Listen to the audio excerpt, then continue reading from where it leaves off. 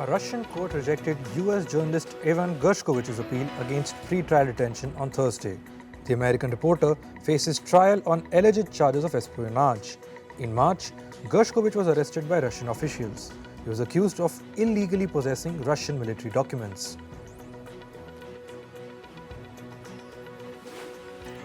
A Russian diplomat is squatting on land that was earlier assigned for a new Russian embassy in Australia's Canberra. Prime Minister Anthony Albanese has said that the squatting Russian diplomat was not a security concern. Earlier this month, Australia passed a law that prevents Russia from moving its embassy in Canberra to a new location. That's because the new site would have been close to the Australian Parliament. US President Joe Biden and India's Prime Minister Narendra Modi met at the White House on Thursday. They hailed the relationship of the two countries. They called it a new era of ties between India and the US. This comes as the Biden administration signed deals with India for semiconductors, technology, space, and defense cooperation.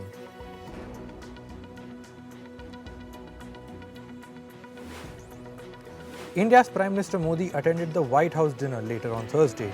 He was welcomed by President Biden and First Lady Jill Biden. The White House rolled out the red carpet for the Indian Prime Minister.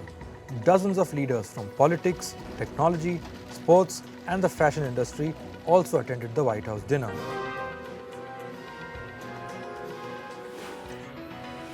South Korean President Yoon Yeol met his Vietnamese counterpart on Friday.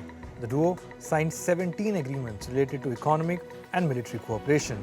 The South Korean president is visiting Vietnam amid growing tensions with North Korea. Vietnam is one of the few countries which has close relations with North Korea.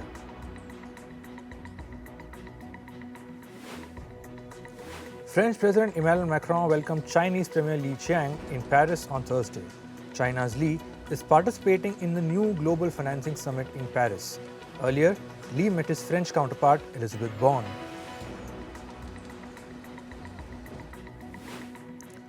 The European Union's top diplomat has called for fresh mayor elections in northern Kosovo. This comes after separate talks held by the EU between Serbian and Kosovo leaders failed on Thursday.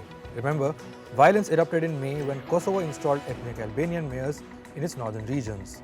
The northern regions are mainly inhabited by ethnic Serbs. Meanwhile, NATO has deployed over 4,000 troops as peacekeepers in northern Kosovo. Greece's opposition leader Alex Tsipras held a massive pre-election rally in the capital city of Athens. This comes as Greece will vote in its runoff elections on Sunday. Current Prime Minister Kyriakos Mitsotakis will face off against Tsipras. Tsipras has questioned the incumbent government for the migrant shipwreck off the coast of Greece. On the 14th of June, over 100 migrants were killed as their ship collapsed in Greek waters. Cambodia has approved a law that mandates its citizens to vote. Under this law, citizens who boycott voting will be removed from the voter list and banned from voting for life. Cambodia will have its parliamentary elections in July. The Cambodian People's Party will run unopposed in the elections. That's because the sole opposition, which is the Candlelight Party, has been banned from competing in the upcoming elections. Egypt has tightened entry restrictions for people fleeing the war in Sudan. This has led to the separation of families who are now split across the border. Previously, only men needed visas to enter Egypt. Now, even women and children who are fleeing the war in Sudan have to apply for visas. Since fighting first began in Sudan, over 250,000 civilians have crossed into Egypt. Saudi Arabian Houthi officials exchanged bodies of fighters in Yemen. This was part of the recent peace deal which was signed in April. At least 64 deceased fighters were returned to their respective militaries. This is the latest sign of progress in Saudi Houthi talks to end the 8-year conflict. Kenya is looking to table an anti-gay bill in its parliament. LGBTQ Kenyans are saying they are worried about their future in their home country. Kenya's anti-LGBT bill has been created on the lines of Uganda's anti-gay law. In May, Uganda imposed harsh anti-LGBT laws in the country, which include death penalty. They are considered some of the world's toughest anti-gay laws. Over 200 migrants were rescued near Spain's Canary Islands on Thursday. Spanish Coast Guard intercepted the migrant boat and brought it to safety. This is the fourth boat to be rescued near the Spanish islands in the last 24 hours. On Wednesday, at least 30 migrants were killed after an inflatable boat capsized on the same route. The US Coast Guard has found the wreckage of the submarine which was exploring the Titanic. All 5 passengers on board the submersible explorer were declared dead. Meanwhile, scientists have urged to halt any future trips to explore the sunken Titanic.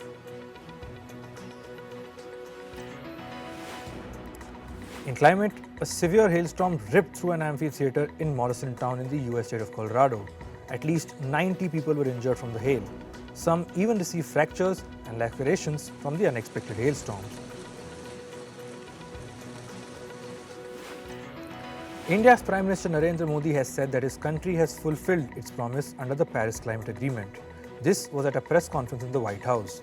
PM Modi also said India was the only G20 country to fulfill its share of promises made at the Paris Climate Summit. In 2015, the Paris Climate Agreement was signed by 200 countries. The signatories agreed to control their emissions to keep global temperatures from rising another 2 degrees Celsius. World leaders met at the new Global Financing Pact Summit in Paris. They discussed the need for reforms that are needed to tackle climate change. These reforms also include a new funding model for countries hit with the climate crisis. The summit was led by French President Emmanuel Macron. Meanwhile, the World Bank's president Ajay Banga also attended the Paris Finance Summit. The institution has announced that loans given to developing countries would be paused if the countries are hit by climate-related crisis. However, this clause will only be applied to new loans. Climate activists staged a protest in Paris on Friday. The protest erupted on the second day of the new Global Financing Pact Summit. They deployed giant dollar signs in central Paris while chanting "Make polluters pay." The demonstrators demanded the government to stop financing the fossil fuel industry. According to a new research, global rice production will fall short by over 8 million tons this year.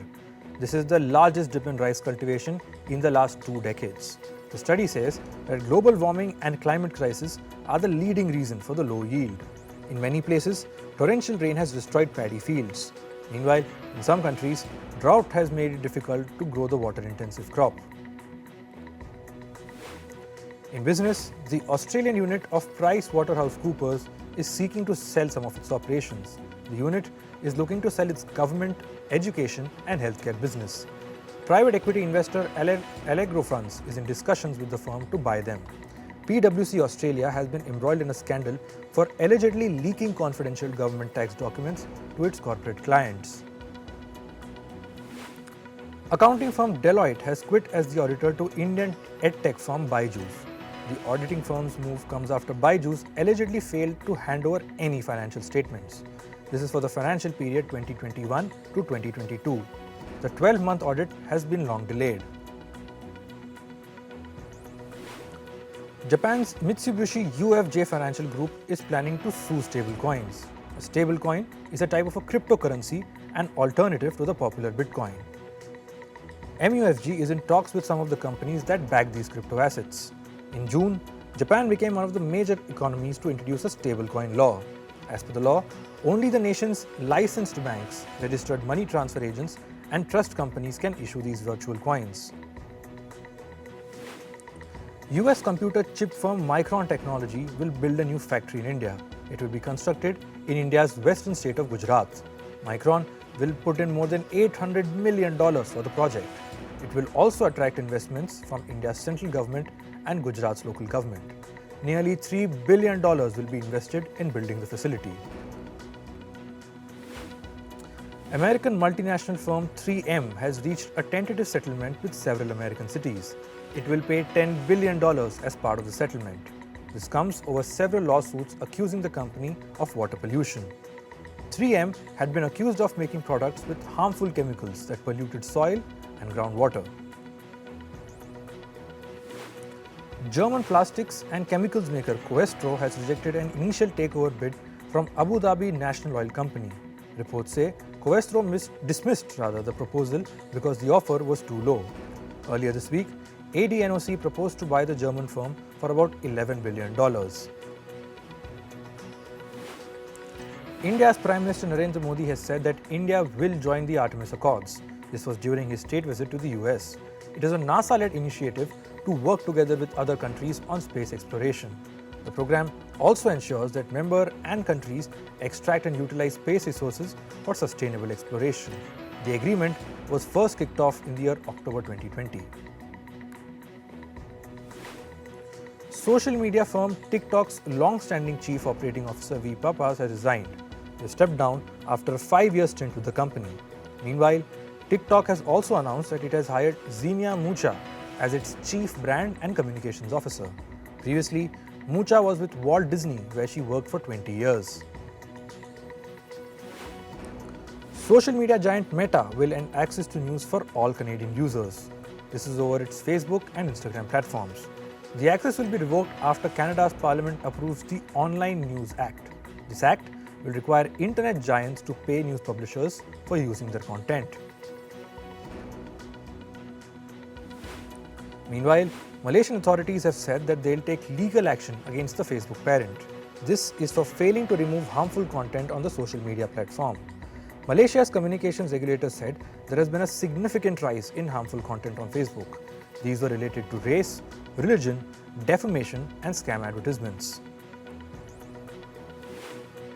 And now on to sports. In football, Manchester City are set to join Arsenal and Manchester United in a potential bidding war for West Ham skipper Declan Rice. Even though their previous offers for Rice have been rejected, Arsenal are still pursuing the player. Manchester United has also had discussions about the likelihood of a trade. City's Pep Guardiola had described Rice as a quote-unquote exceptional player last month. Chelsea are preparing to make a formal approach for Brighton midfielder Moses Cicero. The 21-year-old was the subject of 2 bids from Arsenal in January before signing a new deal with the Seagulls. Meanwhile, Chelsea have already agreed a $31 million deal to sell Mateo Kovacic to Manchester City as the clear-out at Stamford Bridge begins. In cricket, the Board of Control for Cricket in India, or the BCCI, invited applications for the Men's National Team Selector post. The post of the Chief Selector is vacant since Chetan Sharma's removal in February 2023. The BCCI also revealed the criteria and responsibilities of the interested candidates. Meanwhile, the process to announce a squad for India's multi-format tour to West Indies begins on the 12th of July. US player Kyle Phillip has been suspended from bowling in international cricket with immediate effect. The decision comes after the ICC's event panel confirmed that the 26-year-old fast bowler uses an illegal bowling action. Phillip was reported following his side's ICC Men's Cricket World Qualifier match against West Indies on Sunday. In tennis, top seed Carlos Alcaraz has powered into the Queen's Club Championships quarterfinals on Thursday. He did so with a dominant straight sets win over Czech Jiří Lehecka. The Spanish world number 2 eased to a 6-2, 6-3 victory. He will next face either an Argentine or a Bulgarian player. Bulgarian Grigor Dimitrov has booked a spot in the Queen's Club Championships quarterfinal. The 2014 champion served 3 times throughout the match en route to a 6-3, 7-5 win. He is currently ranked 26th in the world. Dimitrov next meets top seed Carlos Alcaraz following the Spaniard's dominant 6-2, 6-3 victory over a Czech rival. The FIA is considering imposing more restrictions on pre-race grid access in Formula One. The step is being considered after safety concerns were raised following this month's Spanish Grand Prix. Guests, including Brazilian footballer Neymar, were seen blending in with the team's crew on the edge of the track in Spain. They did so at the start of the formation lap. The Afghan team's status for the next year's Paris Olympics has been put in question by the International Olympic Committee. The development comes amid growing frustration with the Taliban blocking access to sports for women and girls. The IOC said it continues to be extremely concerned about the sports situation in Afghanistan despite its repeated calls for action.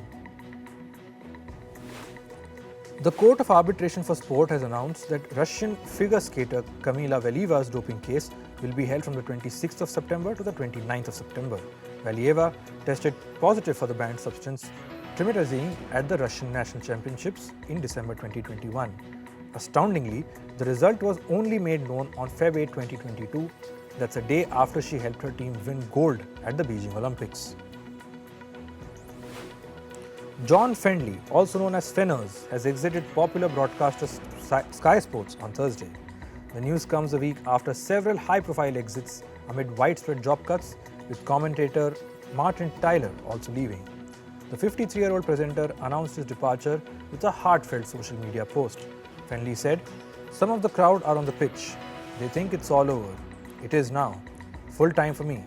Thanks to Sky Sports for some amazing memories." Moving to entertainment, singers Billie Eilish, Lenny Kravitz and Her performed on the sidelines of the summit for a new Global Financial Pact in Paris. The Power Our Planet Live in Paris show was aimed to convince world leaders to take further action against climate change.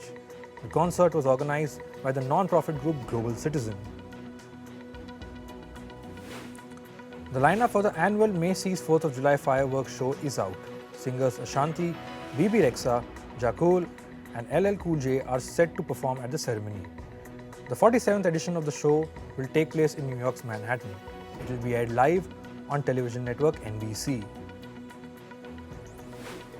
The 2023 Kennedy Center Honors have awarded several Hollywood artists. Comedian and actor Billy Crystal, rapper Queen Latifah, and singer Dionne Warwick are among the inductees this year. The ceremony will be hosted by singer Gloria Estefan. Moreover, this year's gala will also include a 50th anniversary tribute to hip-hop music. The 46th edition of the annual event will take place in December in Washington, D.C. The name of the city of Minneapolis in the US has temporarily been changed to Swiftiapolis. The mayor, Jacob Frey, unofficially made the change to recognize the singer and her fans who are called Swifties.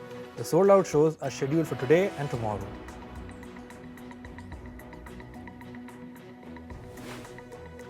K-pop band 17's Vernon has been named French fashion brand Kenzo's first global brand ambassador. He will be part of Kenzo's advertising campaigns across apparel and sneakers. Vernon will debut in his new role at the brand's Spring-Summer 2024 show at the ongoing Paris Men's Fashion Week today.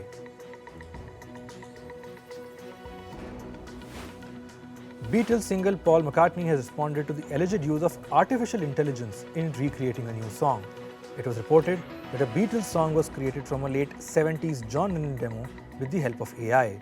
McCartney says that nothing has been artificially or synthetically created. Singer K. Shah and music producer Dr. Luke have settled a long-drawn defamation case out of court. The case dates back to the year 2014.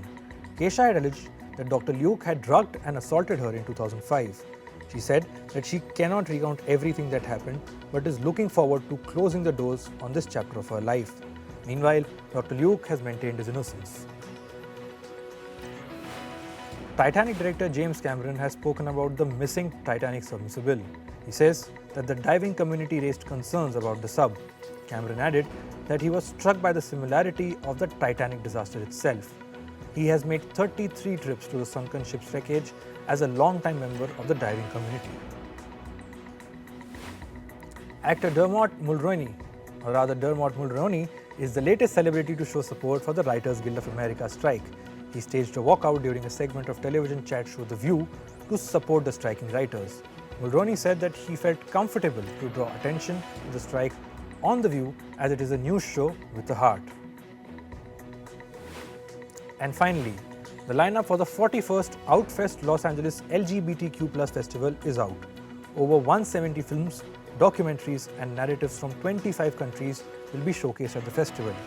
Actors Melissa McCarthy and Ben Falcon will be awarded in recognition of their allyship with the LGBTQ+ community. The festival will take place from the 13th to the 23rd of July in Los Angeles and the West Hollywood area.